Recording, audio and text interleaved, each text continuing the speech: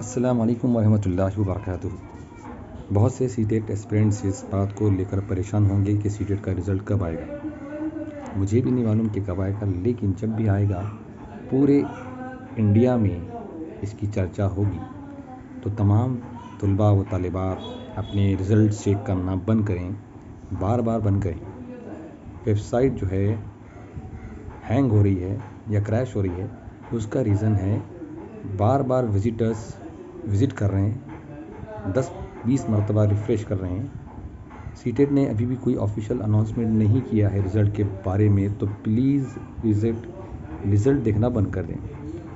आपका रिज़ल्ट अपने तयशुदा वक्त पर हो जाएगा, लेकिन उससे पहले अपनी तबीयत नासाज ना करें। रिज़ल्ट के बारे में पूरा इंडिया बताएगा आपको। ये सेंट्रल टीटी है, तो please bar bar result search ना करें। किसी तकनीकी ख़राबी की वजह से रिज़ल्ट लेट हुआ है ऐसा भी नहीं बताया गया।